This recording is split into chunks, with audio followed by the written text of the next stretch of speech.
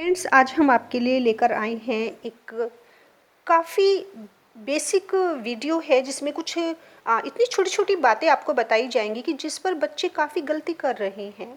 वो चाहे new students हैं या पुराने हैं, आई मीन इवन जो मोस्ट सीनियर हैं, पीजी का बच्चा भी गलती कर रहा है। हम मान लेते हैं कि न्यू स्टूडेंट है, उसको नहीं मालूम कि एंट्री कैसे कंप्लीट करते हैं। ये आपकी आंसर शीट है आपकी यूनिवर्सिटी की, जो हर स्टूडेंट को दी जाती है, चाहे आप किसी भी स्ट्रीम को बिलोंग करते हैं। सेम यही answer sheet, okay. OMR sheet आपकी अलग होती है, लेकिन अगर आप इसमें एंट्री सीख लेंगे कैसे करते हैं तो वो आपकी उधर भी हेल्प करेगा।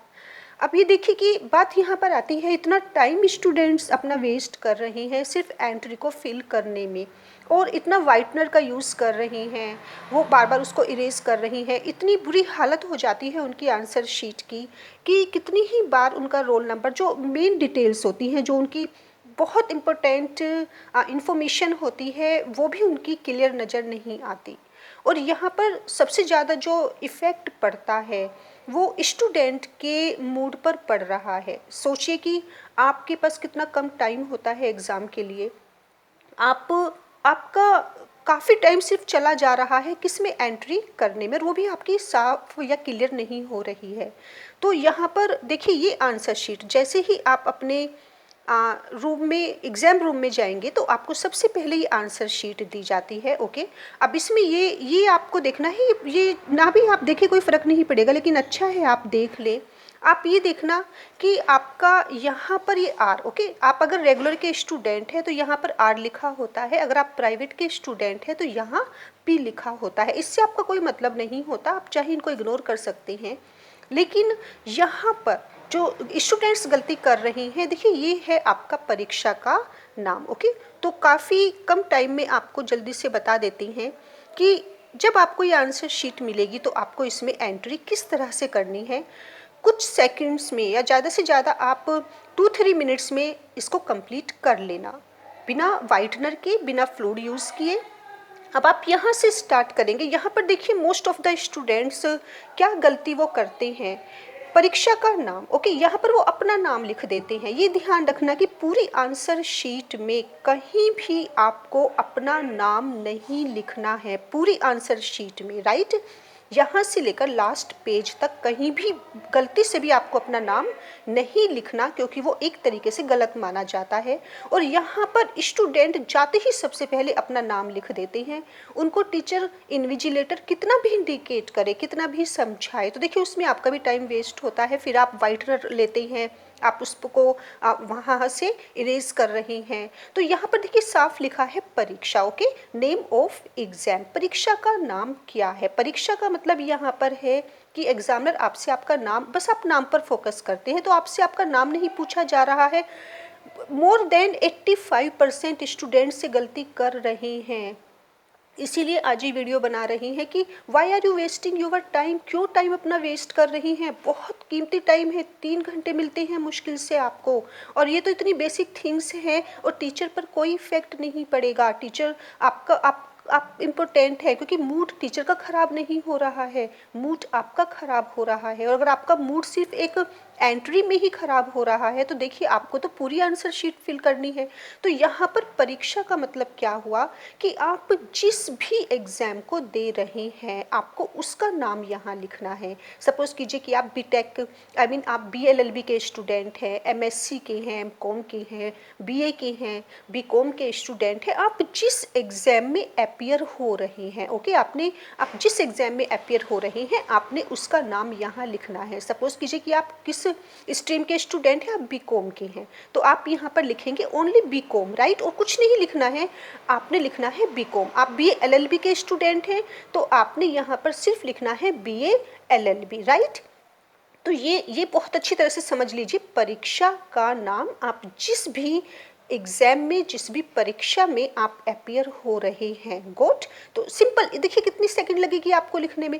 अब यहाँ पर ईयर आएगा, ये सारी डिटेल भरनी जरूरी होती है। जब कॉपी चेक करते हैं हम लोग तो देखते हैं कि कुछ स्टूडेंट्स तो कॉपी बिल्कुल ब्लैंक छोड़ देते हैं। तो इसीलिए टीचर पर पूरी तरह से डिपेंड नहीं होइए, क्योंकि नुकसान आप अपना कर रही हैं, आप इसके ओनर हैं। ये आंसर शीट सिर्फ और सिर्फ आपकी है, आप इसके मालिक हैं। आप इसमें जो भी कर रहे हैं उसका इफेक्ट आप पर पड़ रहा है। गुड। तो ये नहीं सोचिए कि अगर मैंने एंट्री गलत कर रहा हूँ या अगर मैंने कुछ नहीं फिलअप किया है तो टीचर देख लेंगे, कोई नहीं देखता। और अगर वो देख भी रहे हैं तो उसमें टाइम किसका ले रही हैं, वो आपका टाइम ले रहे हैं। गुड। सो अब यहाँ पर देखिए ईयर, कौन सा ईयर आएगा यहाँ पर, जैसे सपोज कीजिए अब कौन सा ईयर चल रहा है, जो भी ईयर अब चल रहा है, राइट, आप उसी को यहाँ पर लिखेंगे। 22, 23, दैट इज आपका अगर 2022 है, आपका 2023 है, जिस भी ईयर में आप अपीयर हो रहे हैं सिर्फ आपने लिखना है वहाँ पर ईयर। गुड।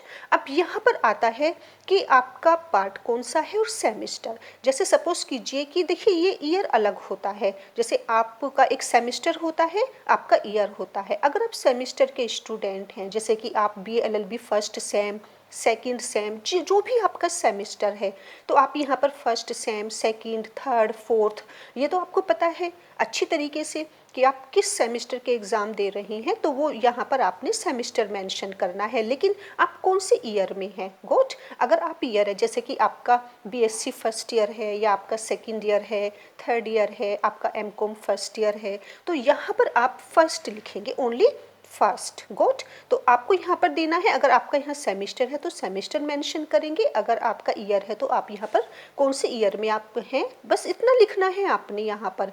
अब देखिए ये कितना इम्पोर्टेंट है, पेपर कोड आता है यहाँ पर। ये स्टूडेंट्स हमेशा इन डिटेल्स को छोड़ देते हैं, डोंट नो व्हाई। आप देखिए अगर आपकी कॉपी, गॉड फॉरबिड, जब आपकी कॉपी किसी कारण से खो जाती है, मिस हो जाती है, मिल नहीं पाती है, आप ढूंढ रहे हैं, आप RTI लगाते हैं, कोई भी रीज़न हो सकता है, या कितनी बार ऐसा होता है कि आपकी जो वो पार्टिकुलर कॉपी आंसर शीट होती है वो किसी दूसरी तरफ चली जाती है, तो उसमें कैसे पता चलेगा कि ये आंसर शीट किस कोड की है। तो आप अगर यहाँ पर अपना पेपर कोड नहीं लिखेंगे तो आपकी गलत कॉपी चेक हो सकती है, कैसे पता चलेगा, आपकी मिस हो सकती है। तो ये इतनी इम्पोर्टेंट डिटेल्स होती हैं और बड़ा दुख होता है देखकर कि स्टूडेंट्स इसको सीरियसली ही नहीं लेते और बाद में यही प्रॉब्लम्स आती है उनके साथ। तो यहाँ पर देखिए पेपर का कोड पूछा है, आप जिस पेपर का आप उस दिन एग्ज़ाम दे रहे हैं उसका कोड आपको ज़रूर पता होगा। आपके रोल नंबर पर मेंशन होता है, राइट, सबसे पहले आपके रोल नंबर पर, क्योंकि देखिए क्वेश्चन पेपर तो आपको बाद में मिलेगा ना, पहले आंसर शीट मिलती है, तो उसमें आप क्या करते हैं जितना जल्दी हो सके पहले ही ले लीजिए। और सबसे अच्छी बात पता है आपको क्या है कि आपको कम से कम 15-20 मिनट पहले आपको आंसर शीट मिल जाती है, 15-20 मिनट पहले, क्योंकि क्वेश्चन पेपर तो आपको बिल्कुल लास्ट मोमेंट पर मिलेगा, राइट, लेकिन ये तो आपको काफ़ी पहले मिल जाती है। तो आप अपना जितना जल्दी हो सके डिटेल पूरी कीजिए। अब पेपर तो आपके पास नहीं है, क्वेश्चन पेपर अभी आपको अवेलेबल नहीं हुआ है, तो आपके पास रोल नंबर होता है आपका, उसमें आपका पेपर कोड नंबर आपको लिखा पाएगा जरूर कि आपका पेपर कोड नंबर क्या है। और यहाँ पर देखिए पूरा भरना है, आपने पूरा फिल करना है। जैसे कि सपोज कीजिए आप अगर बाद में आप उसमें टैली भी कर सकते हैं, चेक कर सकते हैं। सपोज कीजिए देखिए आपका एक क्वेश्चन पेपर है, गुड। अब यहाँ पर जो पेपर कोड होगा आपका, स्टूडेंट्स ये लिख देते हैं, आप बताइए इससे आपका कोई मतलब नहीं है, okay, it is not concerned with you. ये होता है आपका पेपर कोड, जो भी आप पेपर दे रहे हैं। जैसे सपोज कीजिए कि आप अगर MA के स्टूडेंट्स हैं तो आपका कोड हमेशा जो आपका सब्जेक्ट होता है, पेपर होता है, उसके नीचे लिखा रहता है। तो इन्होंने देखिए क्या मांगा है, पेपर का कोड नंबर क्या है। हमेशा ध्यान रखना ये यहाँ होता है, सबसे नीचे ये होता है पेपर कोड नंबर, और इसको इसे ऐसे लिखना है आपने G, यहाँ पर G आया है क्योंकि ये MA का है तो यहाँ पर G आया है, तो आप ऐसे ही लिखेंगे G, okay, then hyphen and 2013, ये आपका यहाँ पर आएगा। देखिए आप कोई सा भी पेपर देख लेना, ये है जैसे कि आपका BA LLB का पेपर है आपका, ओके, जैसे आपने यहाँ पर देखिए लिखा है, आई जस्ट टेल यू, आपने यहाँ पर लिखा BA LLB, राइट, सेमेस्टर कौन सा है, फर्स्ट सेमेस्टर, और ईयर कौन सा है जो आपको बता चुके हैं। पेपर कोड जैसे देखिए आपका यहाँ पर BL आ गया, ओके, BA LLB का BL होता है तो BL 101, ये आपके कोड होते हैं। आप किसी भी स्ट्रीम के स्टूडेंट से ये नहीं लिखना है, ये नहीं लिखना है, ये लिखते हैं 80% students, what does it mean? कोई फ़ायदा नहीं है इसको लिखने का। ये है जैसे अब आपका देखिए एनईपी का चल रहा है, तो जो एनईपी के स्टूडेंट्स हैं उनका कोड ये नीचे होता है। देखिए ये अब उनको जो नया कोड मिला है ये इस तरह का कोड है, ये लिखा है यहाँ पर paper code number, got it. तो ये आपने यहाँ पर लिखना है। I think you have got. अब जैसे कि बीएससी के स्टूडेंट्स हैं तो बीएससी में देखिए बी आएगा, right? Are you getting this point? BSc में जैसे बी आ रहा है और बीए में आपका ए आ रहा है, तो पूरा ही लिखना है आपने। यहाँ पर आपका पेपर कोड नंबर आ गया। अब सब्जेक्ट, ओके, सब्जेक्ट से मतलब क्या हुआ यहाँ पर? यहाँ भी स्टूडेंट को ये भी नहीं पता होता कि वो कौन से, how can it be possible, ऐसा नहीं कि उनको नहीं पता कि वो आज कौन से सब्जेक्ट का पेपर देने आए हैं। वो इसमें भी जब पूछते हैं कि यहाँ मैम क्या लिखना है, तो आई एम कम्प्लीटली स्पीचलेस। तो यहाँ पर सब्जेक्ट आपने जिसका आप एग्ज़ाम देने आए हैं, राइट? आप जैसे कि साइंस का है, कॉमर्स का है आपका, या आपका इंग्लिश का है, हिस्ट्री, संस्कृत, वट एवर, जो भी जिसका भी उस दिन की बात कर रहे हैं हम, उस दिन जो भी आपका एग्ज़ाम है आपको वही लिखना है। और नहीं भी समझ में आ रहा है कि क्या लिखें, तो यहाँ पर देखिए आप अपना ले सकती हैं, जैसे कि यहाँ पर इंग्लिश, आप चाहे तो इसको भी ले सकते हैं, ओके। लेकिन अगर आप सिर्फ लिख देंगे इंग्लिश, या आपका जैसे कि सपोज कीजिए आपका विक्टोरियन पोइट्री, लेकिन अगर आप सिर्फ इंग्लिश भी लिख देते हैं that will be sufficient. English का पेपर है, हिंदी का है, तो यहाँ पर सब्जेक्ट आएगा आपका। अब यहाँ पर आता है आपका कोर्स। देखिए यहाँ कोड था, लेकिन यहाँ पर इन्होंने पूछा है कि जो आपका पेपर है वो कोर्स कौन सा है। तो आप चाहे यहाँ पर फर्स्ट, सेकंड, थर्ड भी लिख सकते हैं कोड, या पेपर का नाम भी आपका आ सकता है। लेकिन जनरली हम क्या करते हैं, यहाँ पर हम जैसे लिख देते हैं इंग्लिश फर्स्ट, ओके। इंग्लिश के जैसे 2 पेपर हैं आपके, तो फर्स्ट पेपर है या सेकंड पेपर है, या आप इस तरीके से भी मेंशन कर देते हैं कि हमारा जो पेपर है कोड, हमारा जो पेपर है या कौन सा कोर्स है, तो यहाँ पर फर्स्ट या सेकंड, इस तरह से आप लिख देते हैं। तो देखिए कितनी कितनी कम एंट्री है। अब उस दिन डे कौन सा है, परीक्षा का दिन आपका कौन सा है, तो उस दिन का डे आ जाएगा यहाँ पर। आप ऐसे नहीं करना कि कुछ एंट्री आप इंग्लिश में कर रही हैं, कुछ एंट्री आप हिंदी में कर रही हैं। आप एक ही लैंग्वेज यूज़ कीजिए, तो आप सारी डिटेल हिंदी में कीजिए या आप सारी डिटेल्स इंग्लिश में कीजिए, ओके। यहाँ आप लिख रहे हैं हिंदी में, यहाँ पर आपने इंग्लिश में कर दिया, या यहाँ पर आपने इंग्लिश में किया और आप यहाँ हिंदी में कर देते हैं। तो इसमें भी स्टूडेंट्स क्या करते हैं कि डे को भी वो इंग्लिश में बहुत ज़्यादा स्पेलिंग गलत करते हैं। इससे कोई फ़र्क नहीं पड़ता, डजेंट मैटर, क्योंकि यहाँ आपको मार्क्स नहीं मिलने हैं। लेकिन फिर भी आप दिन को सही लिखें। आपकी डेट कौन सी है, जिस दिन आप एग्ज़ाम दे रहे हैं उस दिन कौन सी डेट है, ये काफ़ी इंपॉर्टेंट होती है। ये सारी डिटेल्स इंपॉर्टेंट है, राइट। अब आप यहाँ पर देखिए कि यहाँ पर कहीं रोल नंबर नहीं है आपका, ओके। कितनी नॉर्मल जो आपकी बेसिक डिटेल्स हैं। अब ये इससे आपका कोई लिंक नहीं है, स्टूडेंट्स इसको भी फिलअप करते हैं। देखिए इससे अभी आप फ्रंट पेज लिया है आपका, इससे आपका कोई लिंक नहीं है, क्योंकि ये सिर्फ जो आपकी कॉपी को चेक करेंगे उनके लिए है। गोट, सिर्फ उनके लिए है, एग्जामिनर के लिए। यहाँ पर स्टूडेंट साइन कर देते हैं, यहाँ पर भी लिख देते हैं अपना रोल नंबर, ये आपके लिए नहीं है। ये इसमें यहाँ से लेकर यहाँ तक आपने इग्नोर कर देना है। ये सारा पोर्शन सिर्फ इन्विजिलेटर के लिए भी नहीं है, सिर्फ किसके लिए है, जो आपकी कॉपी को चेक करते हैं, एग्जामिनर के लिए होता है ये सारा पोर्शन।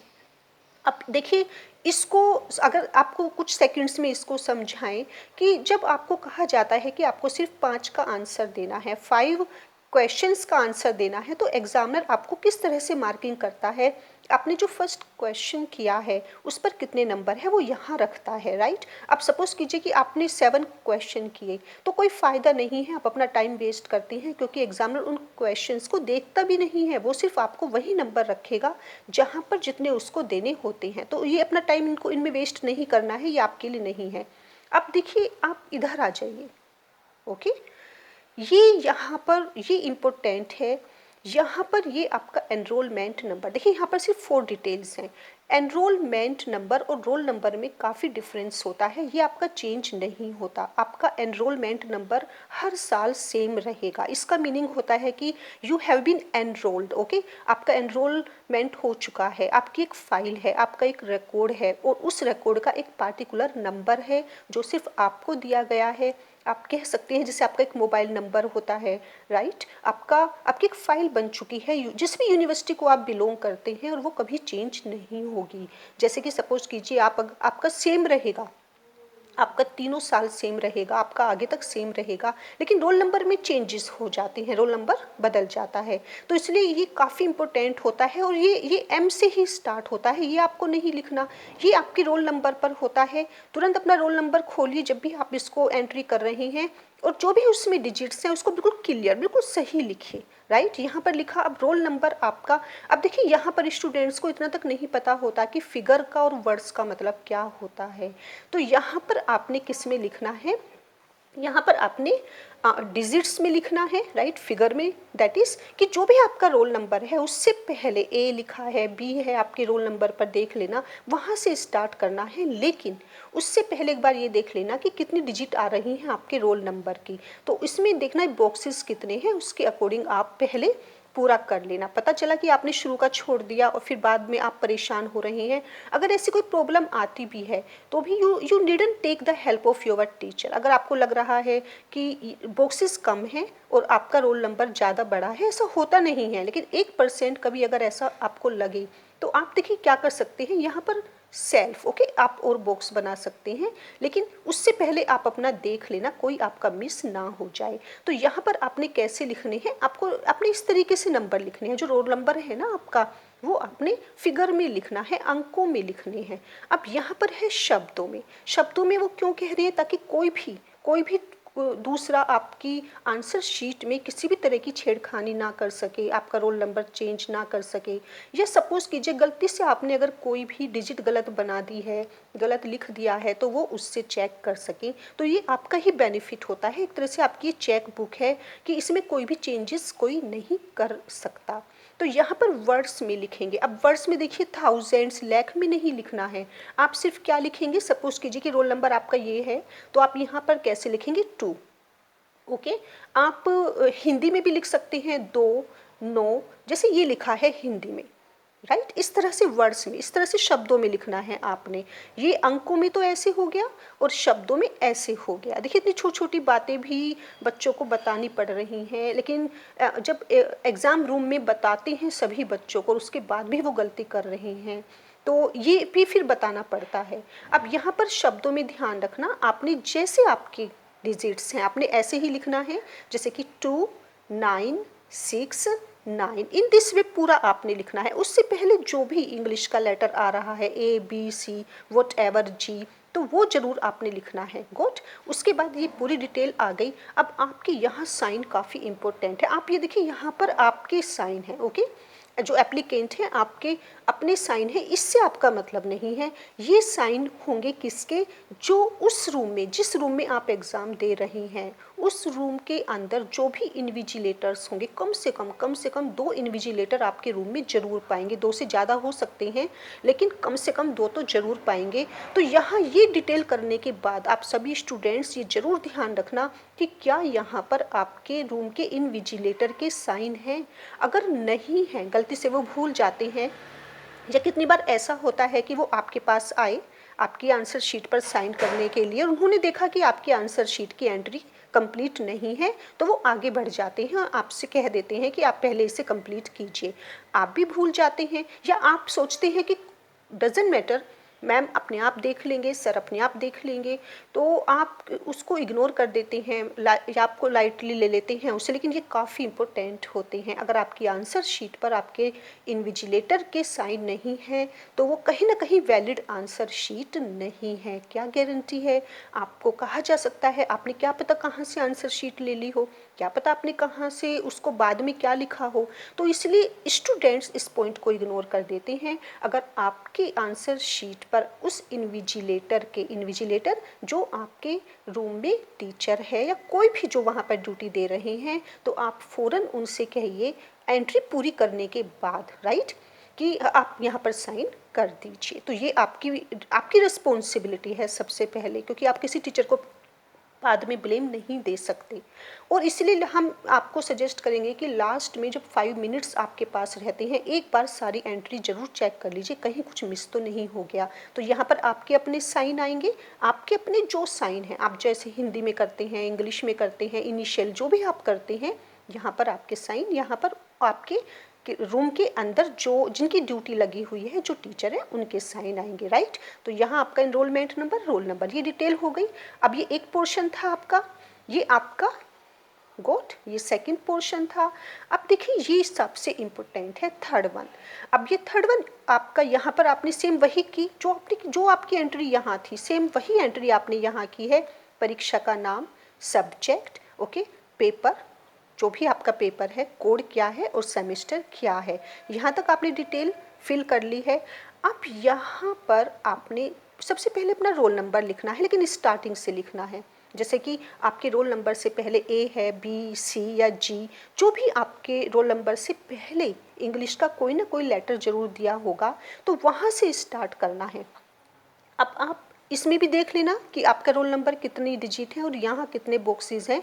आप पूरा आराम से, बहुत सफाई के साथ, क्योंकि ये आपका कंप्यूटराइज्ड है, राइट। ये आपका चेक करता है, ये वाला कौन सा ये वाला पोर्शन कंप्यूटर चेक करता है। अगर इसमें आप गलती कर देते हैं तो बड़ी प्रॉब्लम आ जाती है।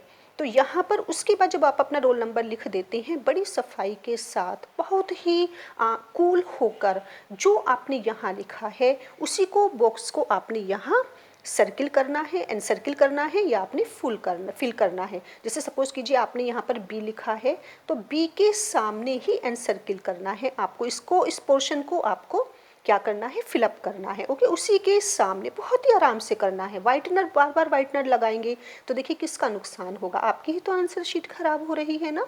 अब यहाँ पर आप देखिए, जनरली यहाँ पर 0 है या 1 है, तो जो भी यहाँ पर है, पहले रोल नंबर लिखा आपने, अब यहाँ पर जो भी डिजिट है, जो भी लेटर है, उसके ही सामने बहुत ही आराम से, बिल्कुल जैसे बच्चे करते हैं ना छोटे छोटे, तो आप बड़ा एंजॉय करेंगे, लेकिन स्ट्रेस फ्री होकर, स्ट्रेस फ्री, कोई टेंशन नहीं।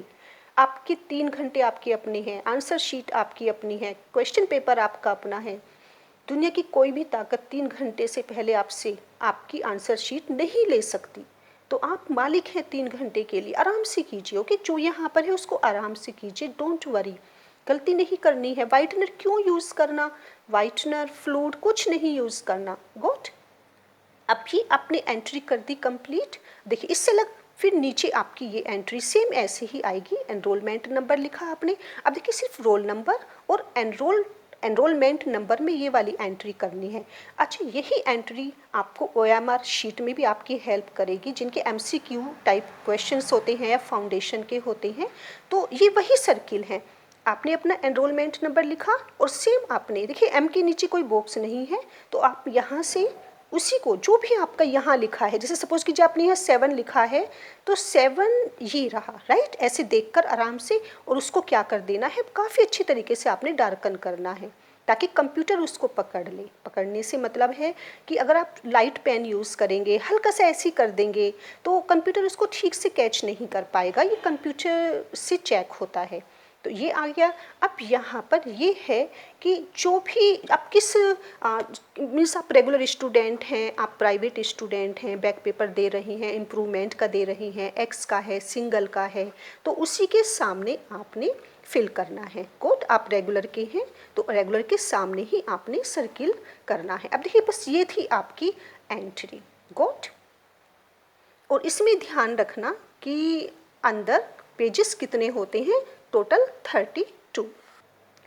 32 पेजेस टोटल होते हैं आपकी आंसर शीट में। तो आप पहले ही अपने माइंड को अच्छी तरह से आप प्रिपेयर कर लेना कि आपने कितने पेजेस फिलअप करने हैं, क्योंकि एक सबसे बड़ी बात कि आपको दूसरी आंसर शीट नहीं मिलेगी, जो भी जैसे भी मिलेगी आपकी यही आंसर शीट है।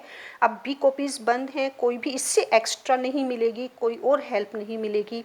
तो आपको अपने पेजेस आप देख लेंगे, नंबर लिखे रहते हैं पेजेस के ऊपर, गोड। तो टोटल जो पेजेस होंगे आपके वो 32 तो आपके, तो आप अच्छी तरह से देख लेना कि उसमें टोटल पेजेस लास्ट में जाकर, कभी आप सारे काउंट करने बैठ जाएं कि लास्ट में जाकर 30, क्योंकि नंबर डले हुए हैं सभी पर, 32 पेजेस हैं, तो 32 पेजेस के अंदर ही आपने अपने सारे आंसर्स देने हैं। ऐसा ना हो जाए कि एक क्वेश्चन आप इतना लेंदी लिख रही हैं कि बाद के क्वेश्चंस के लिए आपके पास पेजेस ना रहें। तो ये इस तरह की आंसर शीट होगी देखिए आपकी, और इसमें इसके अकॉर्डिंग आप पेजेस तैयार करेंगे कि कितने बड़े आपने या कितना छोटा आपने आंसर देना है। गुड। अब यहाँ पर देखिए ये आपका राइट पेज और ये आपका लेफ़्ट पेज। इसमें स्टूडेंट्स, काफ़ी स्टूडेंट्स ये गलती करते हैं कि लेफ़्ट पेज को छोड़ देते हैं। ऐसा नहीं करना, बिल्कुल भी ऐसा नहीं करेंगे। आपने दोनों पेज यूज़ करने हैं, लेफ़्ट भी और राइट भी।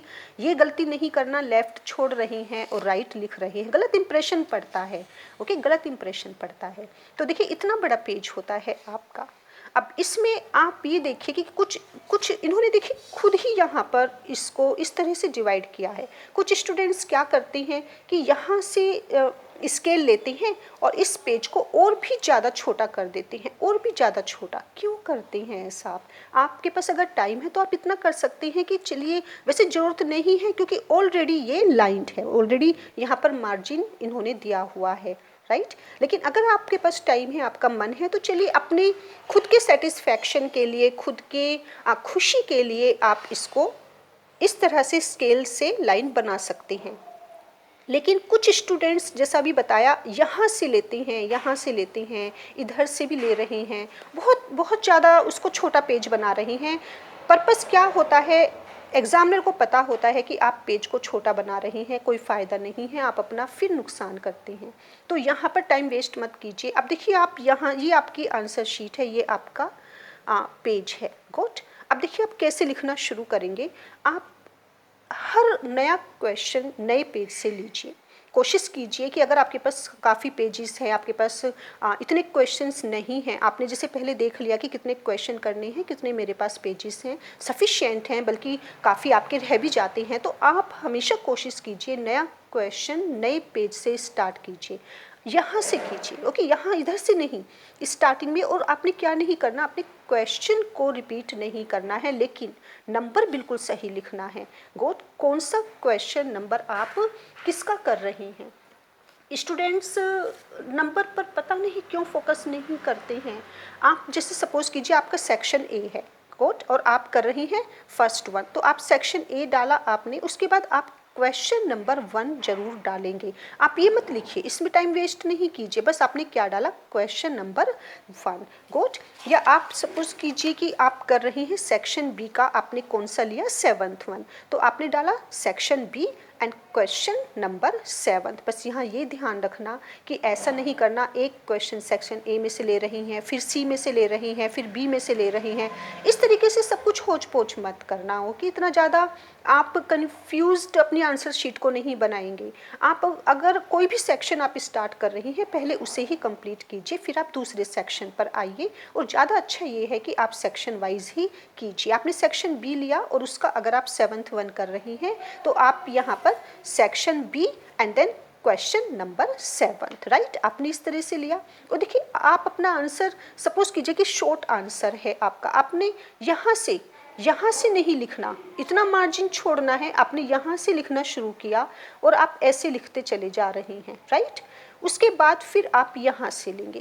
ये मेथड होता है लिखने का।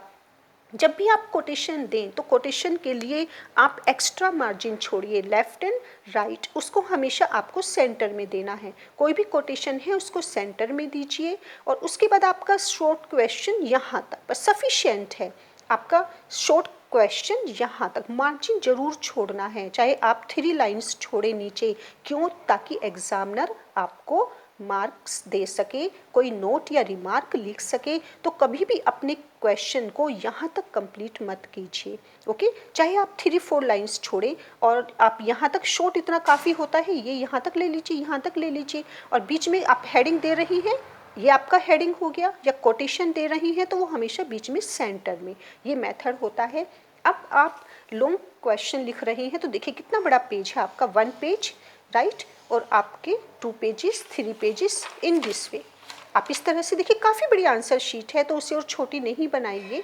ये आपका मेथड होता है लिखने का कि कोई भी नया क्वेश्चन, वेरी शॉर्ट है आपका, तो वेरी शॉर्ट में आप इतना कर सकते हैं कि बीच में आपने 2 लाइन्स छोड़ दी हैं।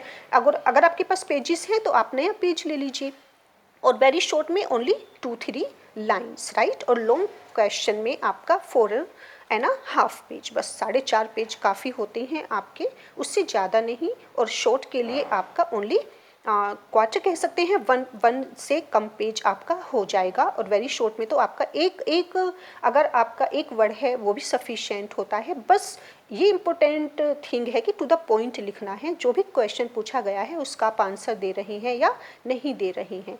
तो ये आपकी आंसर शीट होगी। बहुत ही अच्छी तरीके से आप पेन चेंज कर सकते हैं, ब्लैक पेन की हेल्प ले सकते हैं। अगर आप ब्लैक इंक नहीं यूज़ कर रहे हैं कोटेशन हेडिंग के लिए, तो आप क्या करेंगे, उनको हाईलाइट कर दीजिए।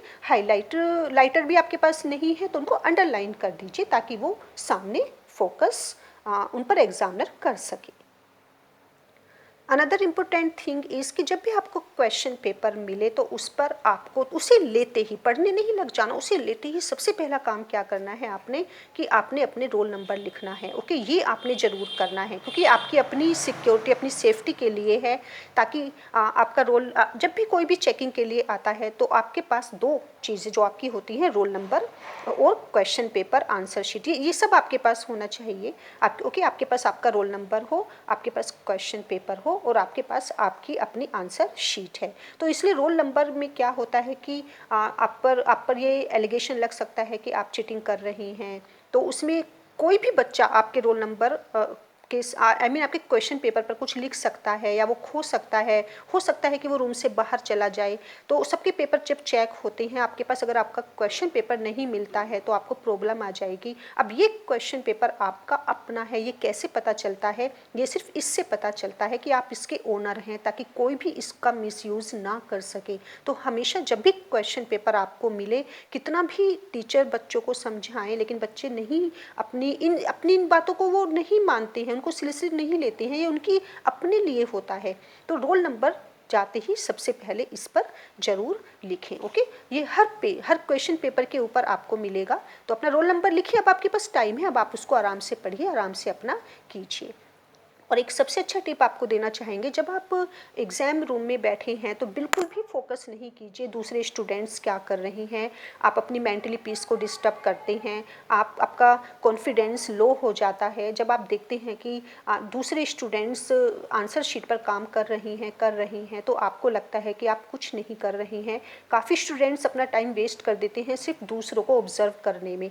आपको क्या पता कि वो क्या लिख रही हैं, क्या पता वो हरि भजन लिख रही हों, आई मीन हर सिंह भजन के सॉन्ग्स लिख रही हों। आप बिलीव नहीं करोगे कि 20% स्टूडेंट्स आंसर शीट पर सॉन्ग्स लिख कर आते हैं, भजन लिख कर आते हैं, इरेलीवेंट बातें लिख कर आते हैं, अपनी दुख भरी कहानियाँ लिख कर आते हैं, या एक रिमार्क या नोट लिखते हैं, रिक्वेस्ट करते हैं।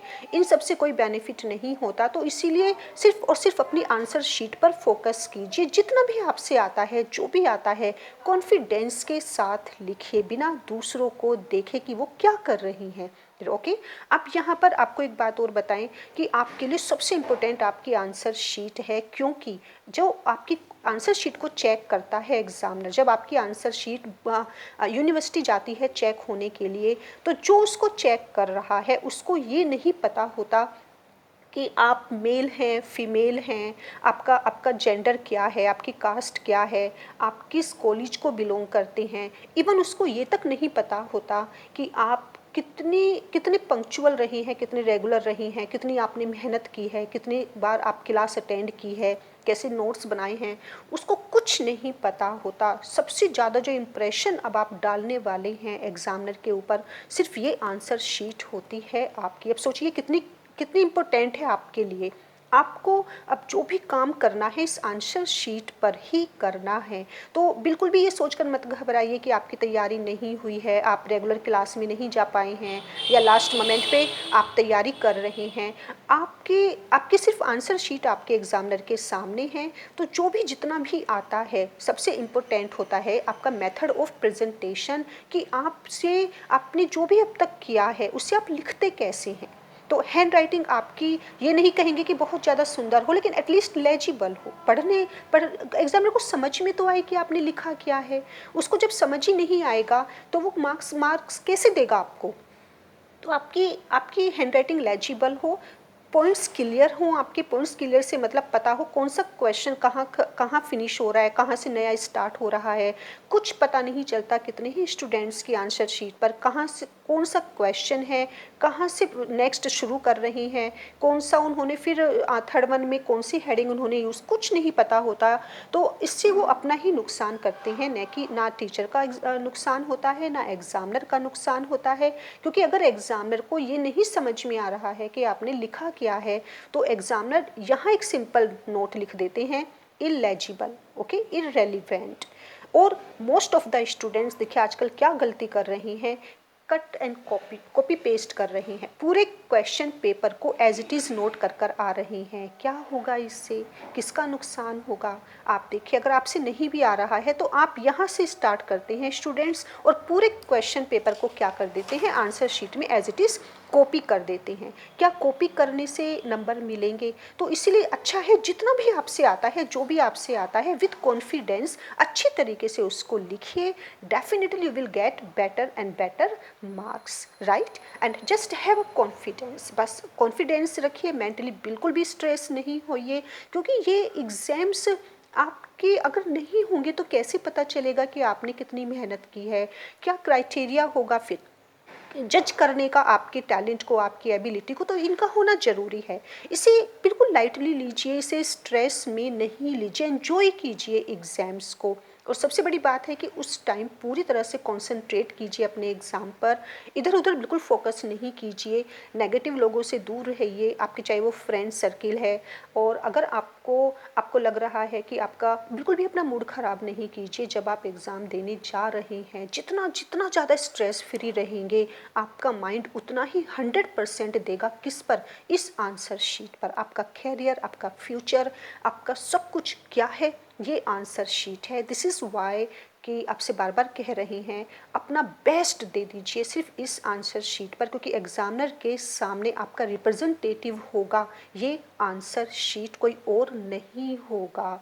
तो इसीलिए आप खुद एग्जामिनर के सामने नहीं जा सकते हैं, आपकी आंसर शीट जाएगी। तो जितना जितना आप बेस्ट दे सकते हैं सब दे दीजिए अपनी इस आंसर शीट पर, ओके। Best of luck.